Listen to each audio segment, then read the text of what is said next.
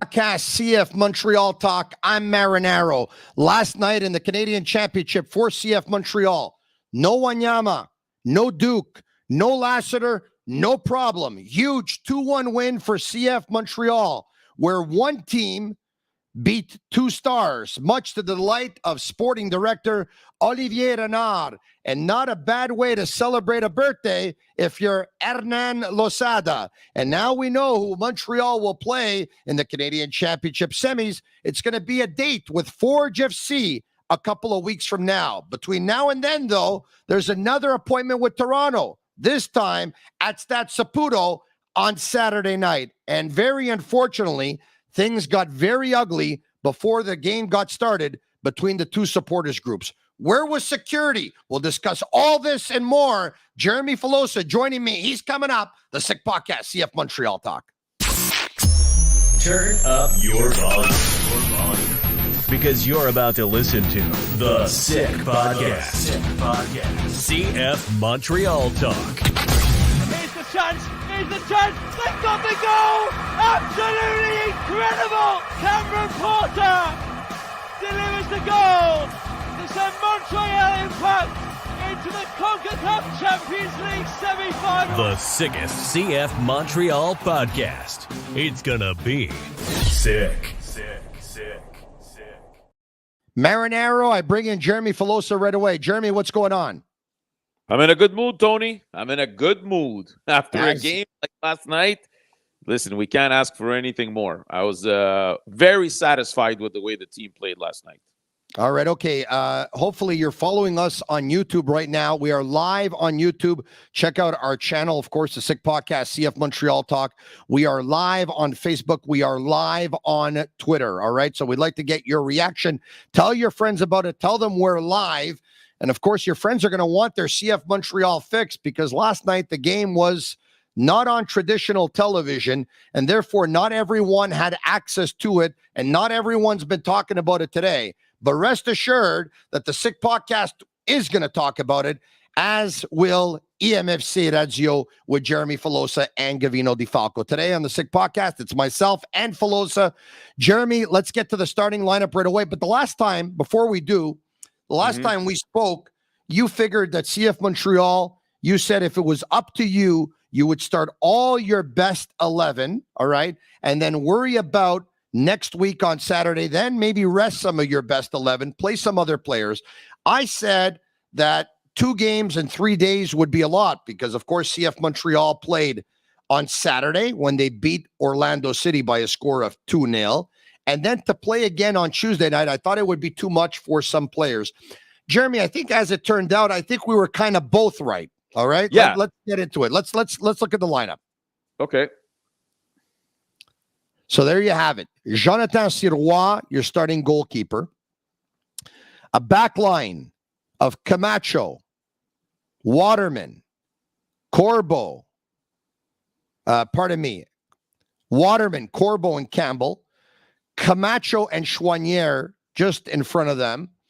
And Lassie and Broguillard as wing backs. Kyoto and Ofer up top with Sean Rea right behind them. And, of course, on the bench, Ketter, Thorkelson, Saliba, Herrera, Miljevic, Lassiter, and Ibrahim.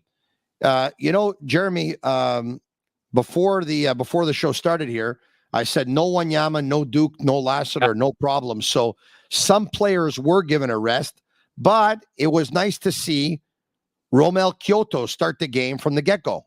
Yeah, it was pretty much halvesies for CF Montreal. You know, we talked about it at the end of last show where we thought Hernan Lozada would probably go halfway. 7 starters from last night's game had also started the game on Saturday. So it's more than half.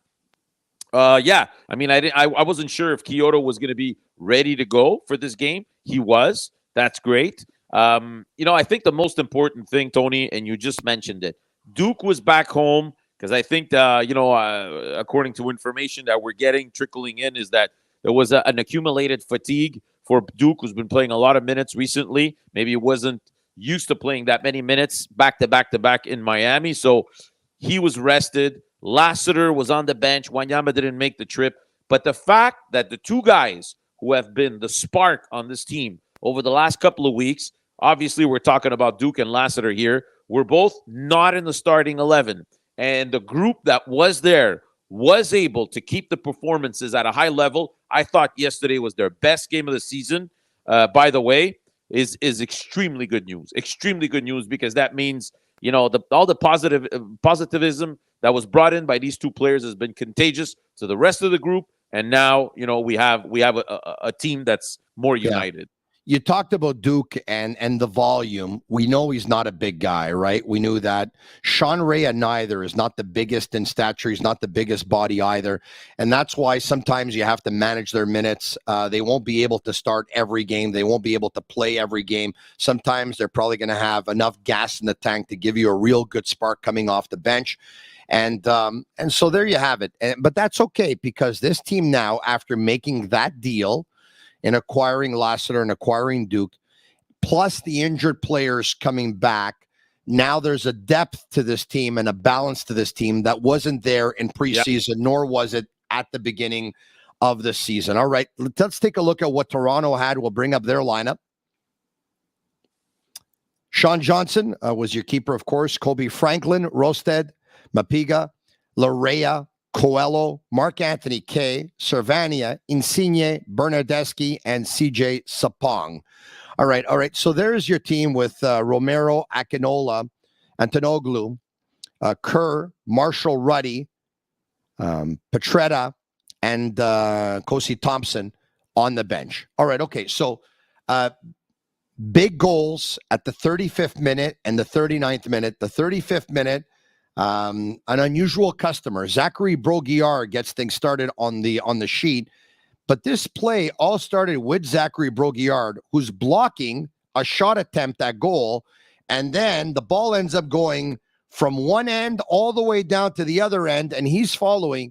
Jeremy, that's what we call Losada ball. Yeah, exactly. That's a prototypical goal that was scored under the way that Losada wants to play soccer with this team. So you see the sequences. Zach Broguillard blocks, first of all, the free kick. That's the first thing. Then you see Camacho, who sticks out the leg to the extreme, to the max, to be able to get the ball out of the box to Lassi Lapalainen. Lapalainen quickly gives it to Sean Rea, and what a left-footed pass by Sean Rea, by the way, right? All the way up front to Kyoto. Kyoto goes into the box, maybe pushes the ball a little bit too far for himself. Sean Johnson gets a chance to at least touch it. There's a foul in the box. Campbell is fouled, but the referee lets the play continue because the ball goes to Broguillard's foot. Broguillard puts it to the back of the net, so the penalty is annulled, and the goal is confirmed. It was a beautiful play, and it's exactly what Losada wants. He wants these guys to play quick, to play fast, and as I said earlier on, this week or last week, I don't remember. I think Camacho had a really good talk with Hernan Losada. This is like 3 weeks ago, concerning, how they want to go forward. And I think they found a compromise between, when we have that possibility to play front fast, we will do it. When there is not, we will keep the ball and construct. And I think right now they found the perfect mixture between what the players knew they could do from last year, what the coach wants them to do from this year, and it's finally coming together. It's basically, if you take a look at the philosophy 1 year ago and the philosophy this year going into the season, everyone put a little bit of water in their wine and they came up with a hybrid style. Exactly. And it's working, Tony. It's working right now. I think the players are more comfortable knowing that if the play is not there for them, they can fall back on what has become natural for them to do over the last couple of years under Wilfred Nancy. Yesterday, I got to tell you, Tony. They still pound it like in the air, like a little bit too much for my taste. When there's some uncertainty or there's a little bit of panic or there's just trying to break momentum, there's just pounding it out. I'd still like for them to be able to play it on the ground a little bit more. But hey, credit where credit is due, Jeremy, because Hernan Losada started the season with 3 straight losses in MLS play, then won 1 at home versus Philadelphia, lost the next 3. He's got a record of 1-6. But Vaughan Azzurri, with all due respect to them, came at the right time for CF Montreal, because if they would have lost that game, I don't know if Hernan Losada would have been gone, but he obviously would have been in a heck of a lot of trouble. And then the pressure would have been on to win the week after. And if you lose that one, then he could have been in serious trouble. But you know what? That game comes at the right time. They've won 5 in a row, 3 in league play, 1 with the Canadian Championship with Vaughan, then 3 in league play, and then the other one in the Canadian Championship last night. They're starting to make up for lost ground slowly but surely. Yes, absolutely. And I would say the game against Vaughan Azzurri came at the right time, and the trade came at the right time. Yes. And I'm going to say something else. I talked about Rudy Camacho earlier. I think this guy is an integral part of this team. He doesn't wear the captain's armband often, but he is a true leader in this group. We saw yesterday he had the armband on. He played in a different position, didn't miss a beat. He offered a solid performance after also starting the game, mind you, on Saturday. And the reason why I like Rudy Camacho is at the beginning of the season, he was not shy to say what the situation was. He clearly said, we need help. We'll take any help that this organization will give us. Well, you know what? They stepped up. They made the trade. They brought the help.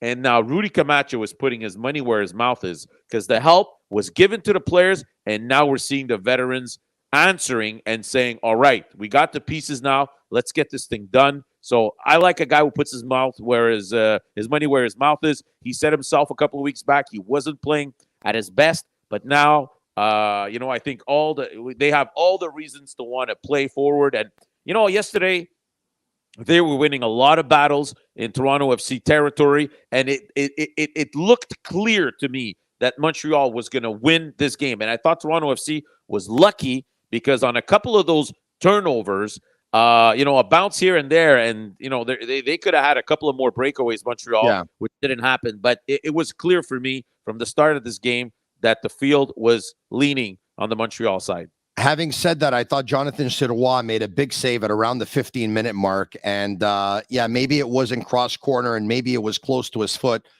Regardless, he still made the save anyway. And if that one goes in, it's 1-0 Toronto. Maybe it's a different game. But, you're right to talk about Rudy Camacho being a leader on this team.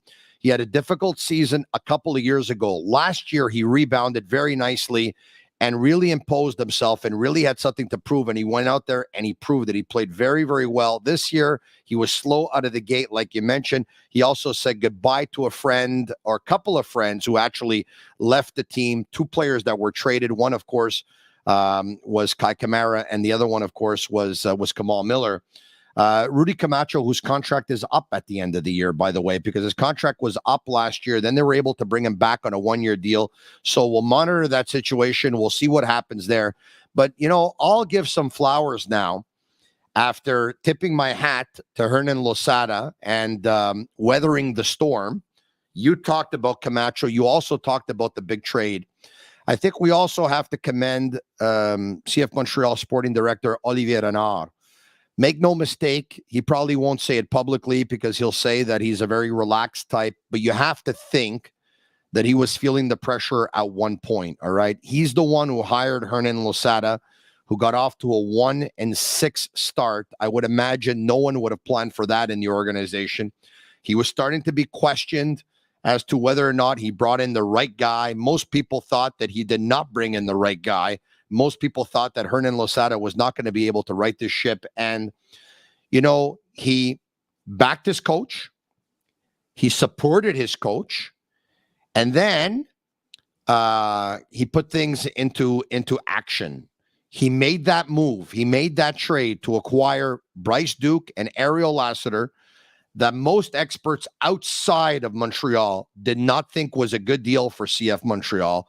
I've said this before, and I'm going to say it again. I am very happy that here on the Sick Podcast, CF Montreal Talk, we believed from the onset that it was a move that was going to help CF Montreal, that it was essential for CF Montreal, that it was going to provide a spark to CF Montreal, and that it was going to give depth to CF Montreal. They desperately needed a player who could take some weight off of Sean Reyes' shoulders. In the meantime, wait for Matt Koch to come back. Provide some depth at the number 10 position add some creativity to the offense. In Lassiter, getting a guy who can play second forward, getting a guy who can play second wing, and much to our surprise, we're learning that he can even play left wing back, which a lot of people doubted he could. We didn't care much about the GAM money that went to Inter Miami on this show. They had it to spend it anyway. We also thought that, you know what, if they sell Kamal Miller, they're going to get some money back. If they sell Bryce Duke in a couple of years, they'll get some money back. Olivier Renard made the right moves. And another thing that he did, he issued a wake-up call to the veterans.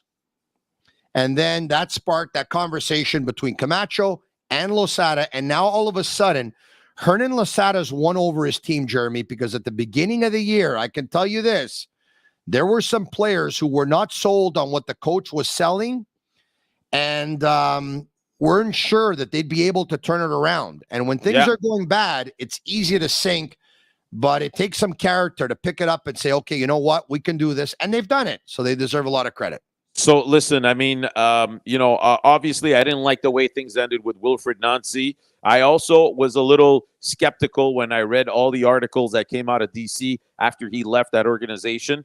I did not ask for his head at the beginning of the year because he simply didn't have the players. The reality is you had certain guys that were starting games at the beginning of the season who right now are not even dressed. This is the reality, okay? So it was not, you couldn't expect him to do much with the lineup he had, and also with everything that happened, the turmoil in the winter, and a lot of guys still being shaken up, with all that turmoil. So, I thought it was very, very early to judge Hernan Losada. I think we'll be able to judge him more with the players that he's going to have on hand over the next couple of weeks. The only thing I would tell you is, Tony, I find this team has this bad habit of bringing in those players that they need, in the spring.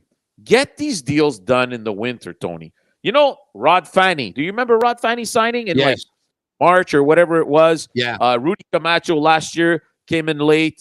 We remember Kai Kamara last year. In Rod Fanny's case, when it became obvious that they needed a center back, and Rudy Camacho's case, when it became obvious that they needed a center back as well. Exactly. Yep. But Tony, it was also obvious that they also needed, a left-footed player. It was also obvious that they were probably going to need another number 10 once Matko went down.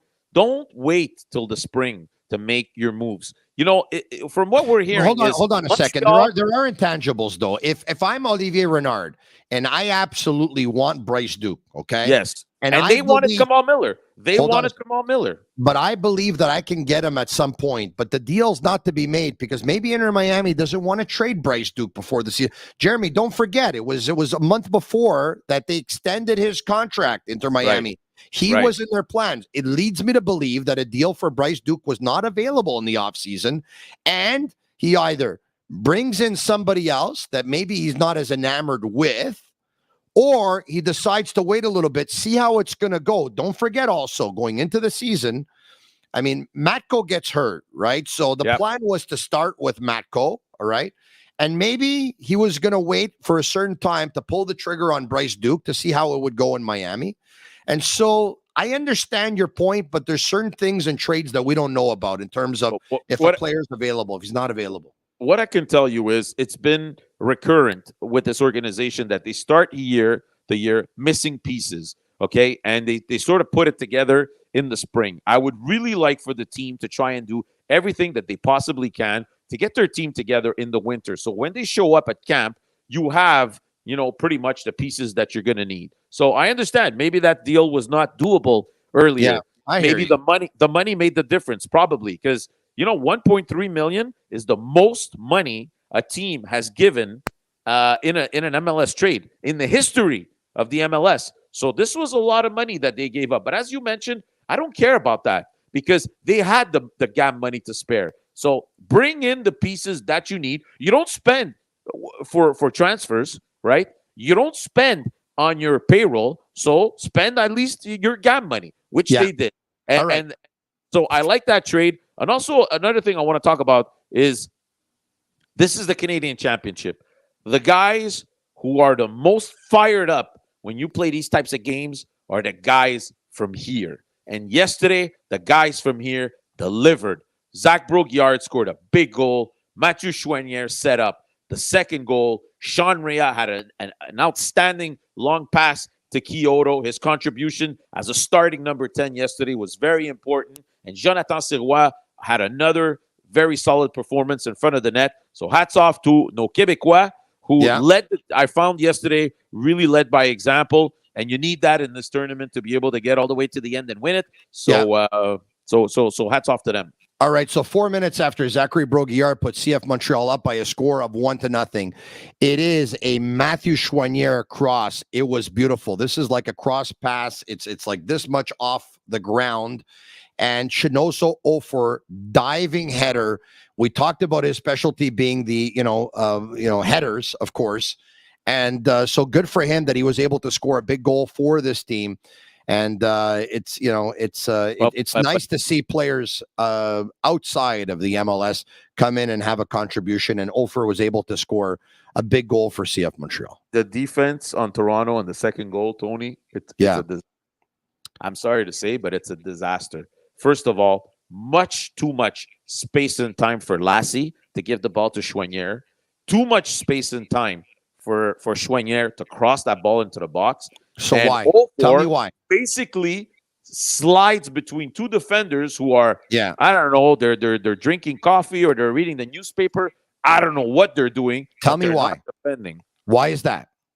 You know what? Listen, I know that I know Toronto FC is dealing with a lot of injuries. I know most of the players that started on Tuesday also started on Saturday. Maybe there was some fatigue there. I don't know. But that defending was atrocious. The defending was not better last year. Ask me why. Why? Because you have two players that don't defend. Yeah, but you know what? If you have 9 guys that defend, Tony, it should be enough. But they're sexy on paper. Everyone loves the two players that they brought in from Italy, of course, and Insigne and Bernardeschi. They're very, very good when they have the ball. They're obviously dangerous off of set pieces as well and free kicks.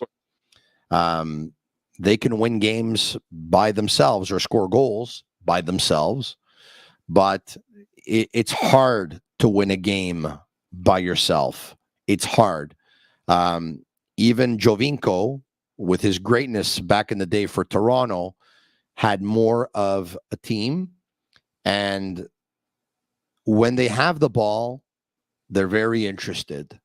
When they don't have the ball, they're a little bit less interested. And you're talking about the whole team or just those two? I'm talking about those two players in particular, but I want to say, I want to say it with a tremendous amount of respect because they're both very, very good players. All right. But there's something about going to get players who have played in Italy for a very, very long time, and all of a sudden they're 30 years old, and compared to getting them from somewhere else in the world when maybe they're a little bit younger and obviously not as proven and hungrier.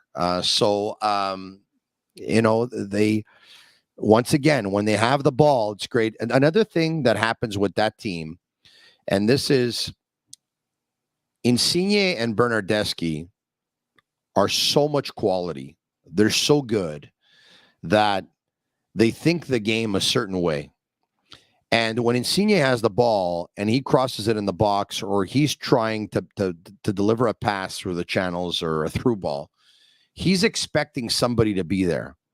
But some other players won't make runs because they're usually not expecting to get passes, or they're not thinking the game the same way. So now all of a sudden, you're not on the same page. And you saw that frustration from both players who sometimes were upset with themselves, but also very often were upset with their teammates, saying, you should have been there. You should have been there.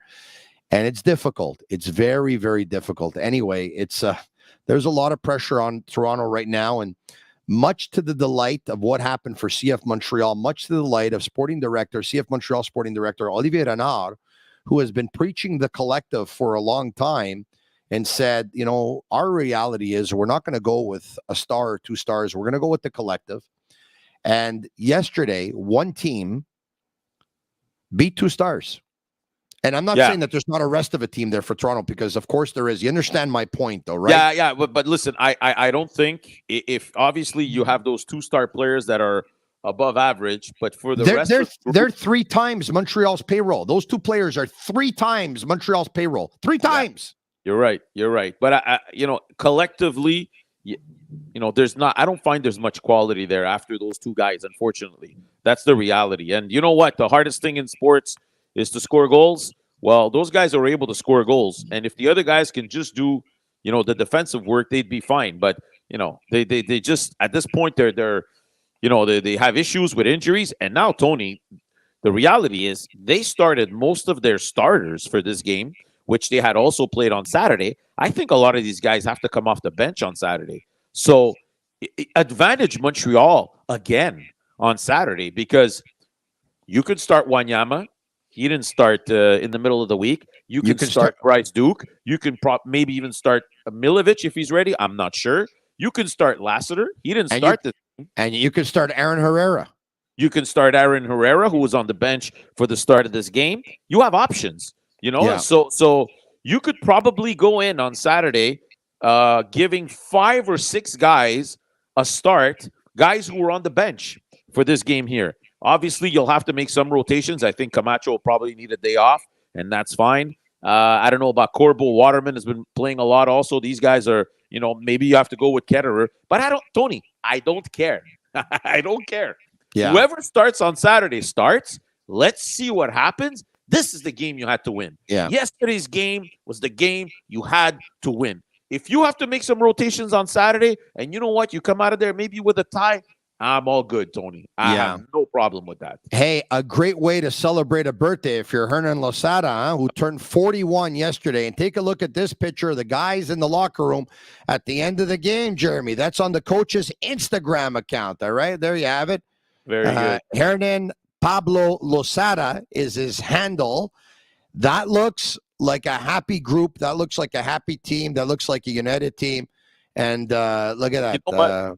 Yeah. You know what, Tony? I was listening to you, to Olivier Renard this morning on BPM Sports with Jean Charles, and he talked about something that was I thought was interesting when he said, there was a lot of criticism at the beginning of the year, notably on Apple TV, and he said I think a lot of guys use that as motivation. When people say there are no easy games in the MLS except when you play against Montreal.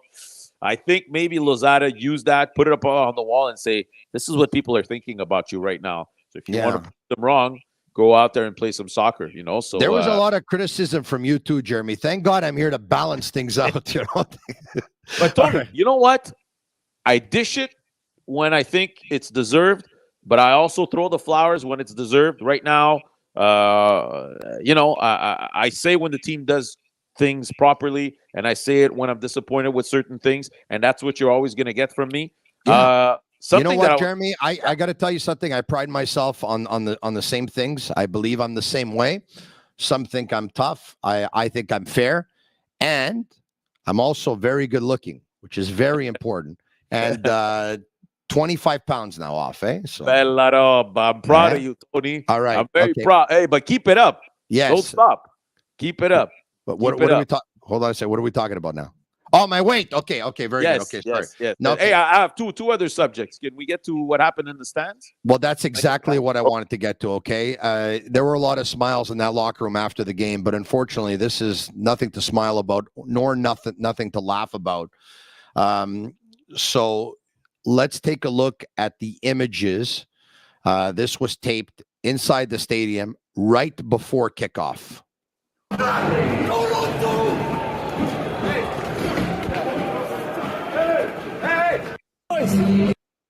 All right, okay. In those images, that section is the section where the Collectif, MFC, and 1642 Montreal, they were sitting in that section. The information that I have, it's the supporters. It's the supporters section for the away team. The information I have is that there were about, give or take, 30 members that were there. Probably 20 from one group and probably 10 from another group. And those are Toronto FC fans who made their way to that section and fights broke out. That video that you saw is also at the end of everything, I've been told. All right. So there were a lot more fights. There were a lot more people. That's why there's only a few people there. But by that time, police had arrived, security had arrived, and they had already escorted a lot of people out of there. Okay. Now, based on the information I have, the Collectif EMFC was in communication with a staffer of Toronto FC. On Thursday, they were told that there was going to be certain security measures that were going to be put in place for their safety. Let's bring up those security measures. This was a PDF document that was attached to an email. Security, police staffing. Number of security guards, 6. Guards location, main aisle and kill row. Number of dedicated security supervisors, 1. Kill row if required. Guards will ensure only your group members are in the section. Number of police officers dedicated, 2 officers. Guest services staffing, number of staff, 2. Located at the entry to the section, not dedicated to the supporters section. That was on Thursday. There was supposed to be a call set up on Tuesday between a Toronto FC staffer and members of Collective EMFC. But they received this email 15 minutes after the meeting was actually supposed to take place on Tuesday game day. Hi, all. Unfortunately, due to unforeseen reasons, I will have to cancel the call. I'll send out the visiting supporters document later tonight. And any questions, please call me. Now, this is the information I've been given, Jeremy. All right. The information I've been given from, someone close to the Collective EMFC was that Thursday there was a PDF document that was sent, and then Tuesday's call was canceled 15 minutes after it was supposed to take place. Yeah. All right. Now, if something is off there and it's a day before or 2 days before or whatever, I don't know. If there's something missing, I'm only going by the bits and pieces that I was, whispered in my ear. Listen, I mean, whatever happened, Tony, it can't happen. I'm sorry to say, but on those images, we see guys falling down steps. Guys could have been injured seriously. Guys could have died. All you need to do is, bang your head on one of those steps, and you don't know what can happen.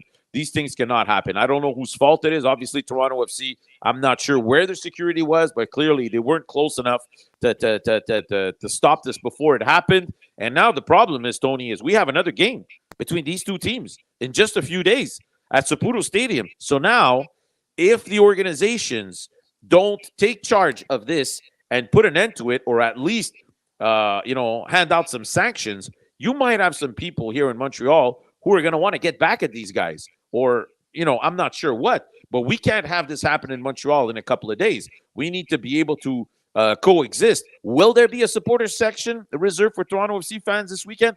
I'm not even sure. I'm not even sure it would be a wise thing right now. So I'm not saying CF Montreal shouldn't let them in, but at the same time, maybe it would be a good idea to take a breather here, because I was also told, Jeremy, for what it's worth, that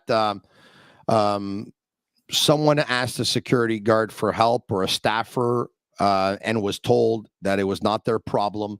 And someone else received a comment that it was payback for 2021 because of, it did happen in Montreal, where Montreal's supporters went after a supporter of Toronto FC. Once again, I don't know the entire context. All I know are bits and pieces every time these stories come up. But you're right when you say this can happen.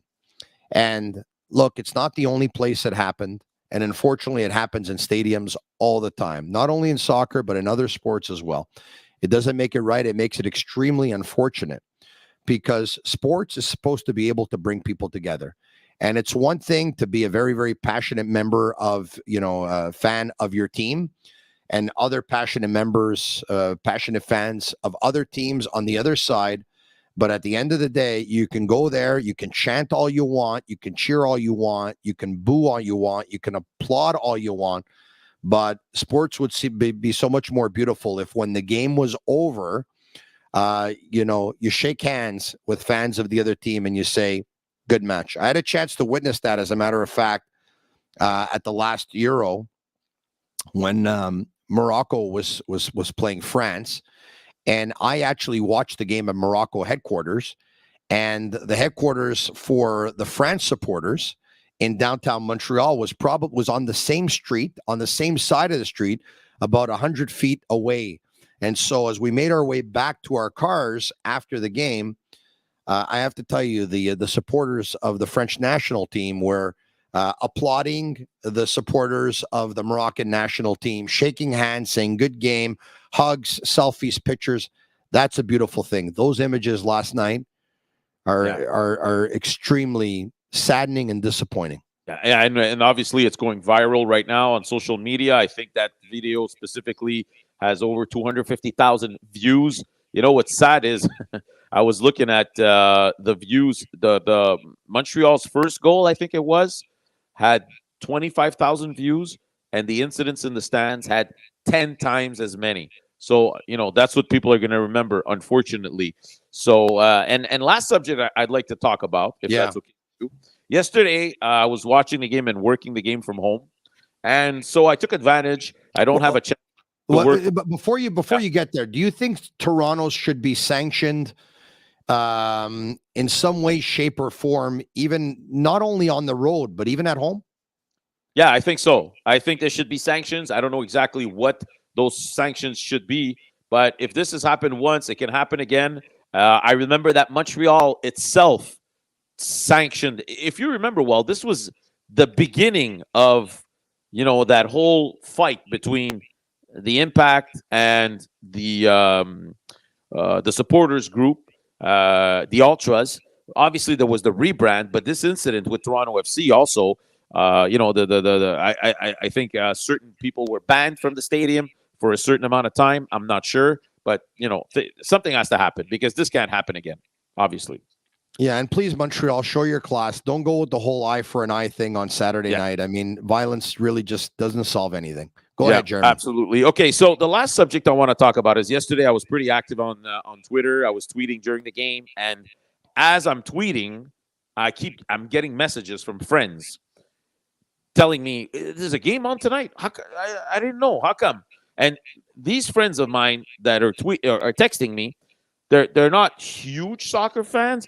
They follow the team sporadically. Casually. Exactly. Yeah. Didn't know the game was on. Didn't know where to find the game. I mean, it's always surprising to me because I got my face stuck right against the window, so I always know what's going on with the team. But the reality is the casual fans, and we need these casual fans, didn't know the game was on. Didn't know where to find it, where to view it. You know what? I even called my dad at halftime, and I said, are you watching the game? Because my dad, listen, he's not going to be signing up to One Soccer or Apple TV and stuff like that. He watches TV on the regular TV like a lot of people do. So I said, listen, go on Fox Sports 2. The game is on. It's at halftime right now. It's a great game. So he said, oh, okay, thanks. But even he doesn't know. And he's a soccer fan, and he follows the team, again, sporadically. And he didn't know where to find the game. And I just find it sad, Tony, because I think last night this is the kind of game you want your fans to see. You want your fans to watch this game because there was intensity, there was emotion on the field, and big result for Montreal. These are the kinds of things that get people riled up. It's the kind of things that get people to say, I'm going to buy a ticket for the next game. It's just unfortunate that ça passe dans le beurre, comme on dit en bon québécois. Yeah, well, so look, I'll say this, is that we already knew it going in that the game was not going to be on local television. And the game was going to be, streaming on One Soccer. I'm a member, so I subscribed, so I was able to watch the game. Like you said, not everyone's a member. They have many, but there's many who aren't. What becomes important, though, very important, is that the media do their job and give the team and the championship and the game justice by talking about it. And so I commend, you spoke about Jean-Charles Lajoie earlier this morning on BPM Sport, for having CF Montreal Sporting Director Olivier Renard in studio and talking about it for about 15 minutes, for having me on the air with him just before that and talking about it for 15 minutes. And I commend all the podcasts that are out there, and maybe you can help me out. There's the one from Frédéric Laure and Vincent Détouche and Patrice Bernier. It's the starting 11 one, I believe. There's The Ball is Round is another podcast. There's Can Football Club is another podcast. The RDS podcast is also restarting, I'm hearing. Yeah, okay. But there's the BBN. Yeah. BBN podcast as well. There's EMFC Radio. Yeah. And if I forgot any, my apologies. And obviously there is this one here, the Sick Podcast, CF Montreal Talk. And I'm happy to be doing this today because a lot of people didn't watch the game yesterday. And if we want to grow the sport in this city and in this country, and if we want to see the team grow, the organization grow, and if we want to actually do our part, we have to follow up on games like that and a performance like that by talking about it. And so I think everyone needs to come together. And this is why one of the reasons, too, we decided to go live. We decided to get, the fan engagement going. We wanted to give the game justice. And who knows, maybe at one point we're going to be at the point, Jeremy, where we're going to go on live right after the game. And that will come at some point, the way it's come with what we're trying to build with the Sick Podcast. With Habs Talk, of course. I'm sure that's going to get to that point here. But slowly but surely, Rome wasn't built in a day. We each have to do our part. And when we do, things are going to start to come together. Listen, I don't want to put you on the spot right here. Go ahead. I've never found away from it before. Yeah. Just my personal opinion. I listen to you on the radio every morning. Yeah. I would really like if you could have on Friday morning, so the day before the game, a minute or two to talk about your thoughts about, what the game might look like. And I think it's an absolute must on Monday mornings to hear what you thought of the game. Every Monday morning. I want to hear what Tony thought of the game. Even if it's just for 2-3 minutes, doesn't matter. I think fans, they appreciate hearing it. And so that's it. I think you should make it a must in your rotation. I can do a lot in 2 minutes, Jeremy. As I told Jean-Charles Lajoie on my first show this year at BPM Sport, which was, I think, on the 29th or 28th or 29th of August. It was a Monday. I think it was the 28th. He gave me 60 seconds. I said, inquiète-toi pas, en 60 secondes, j'ai fait 2 garçons. So in 60 seconds, I made 2 boys. So I can get a lot accomplished in 2 minutes. No, but listen, I'll keep that under my hat. Really, I will. And I'm going to try and pay attention to that and make note of it. Because I think you're right. I think the day before a big game, we should talk about it for sure. And I think following up on the game a couple of days later, of course, we have to revisit it. Just to tell you this, CF Montreal is involved in a stretch now, okay? If they make the Canadian Championship final, which there's a chance that they will. I'm glad you said, they play Forge FC in a couple of weeks from now, by the way. Exactly. So did you watch that game yesterday? Did you watch the penalty kick? I watched the penalties. By the way, the game between Forge FC and Ottawa Atletico was, and maybe there's one that was worse than that, but it is probably the worst display of penalty shot taking I've ever seen in my life. It's true. It was really, really bad. I was about to go through the TV, go up to the ball, kick it, and scored a goal. Like no one was scoring at one point. It was really bad. It was a disaster. But just to say, the stretch of games that they're in right now, we're talking about 10 games in 36 days. This is the stretch that they're in right now. So they'll be playing every 3.5 days on average. Okay. So there's going to be a lot of soccer to talk about, a lot of games to cover. So get ready, bear down, because we're going through, the next 3 to 4 weeks there are going to be pretty intense. All right. My last question, and it is regarding the Canadian Championship. It's for you. Are you ready? Yeah, sure. Jeremy. Yeah. Ça sent la coupe? Moi, je pense que ça sent la coupe, Tony. And you know what? Every time Montreal wins the Canadian Championship and qualifies for the Champions League, I get so excited. I love the Champions League. I love the CONCACAF Champions League, and it's an extra. And I know people are going to say, yeah, but we start the year playing on two different, in two different tournaments. It's tough for the players, but the team's got to go with the mentality of adding players and making sure they can start the year. Look what's going on right now with LAF. Jeremy, I know fans don't want to hear this. Yeah. I know fans don't want to hear this. But the reality is you have a much better chance of winning the Canadian Championship than you do the MLS Cup. So if anything, if you have to put priority in one more than the other, because of course, when you have a deep team, you try and balance things as much as you can. But if you'd want to put priority, you probably should priority a little bit more on the Canadian Championship, because the MLS Cup, I mean, you're talking 28 teams in the MLS. You're talking very about tough teams that obviously have a huge payroll. It's very, very tough. It's very tough. And you know what? With the tournament ending in June, you basically have 8 months in front of you to prepare for the Champions League, marketing-wise, selling it, saying, hey, next year, we're starting the year in Champions League. Let's fill up that stadium. Let's get those good vibes from, 2015 back here. It's a great way to sell the team. You get new fans to attend games. I think the Champions League is fantastic. And listen, I've covered a lot of I said Whitecap 28 teams. It's 29 teams. 29 now, yeah. So I've covered a lot of Whitecaps games this year because I've done play-by-play for them. What I can tell you is they're on a hot streak right now. I think it's 8 straight games without a loss, but they are beatable. They are beatable. So expect Vancouver to make it all the way to the final of the Canadian Championship. Hopefully Montreal also. And we should have it'll be a great setup for a final on June 4th. All right, there you have it. For Jeremy Filosa, I'm Tony Marinaro, inviting you to tell all your friends about it, because I think that this is the premier English CF Montreal talk that you can get in the city. It's the Sick Podcast, CF Montreal Talk. Follow us on our Twitter handle at SickPod, CFMTL, and subscribe to our YouTube channel. It's absolutely free. It's mind-boggling. We have a free YouTube channel for everyone to subscribe, and we have to pay Jeremy Filosa $5,000 a show. I don't understand how we're going to make it, but we're going to keep plugging away. Got to compete with Apple TV. What do you want? For the love of the game and the love of the sport. Have a good day, everyone. Thanks for watching. And that's a wrap. Hope you don't miss us too much until next time. Follow the Sick Podcast, CF Montreal Talk on YouTube, Instagram, Facebook, Google Play, and Apple Podcasts.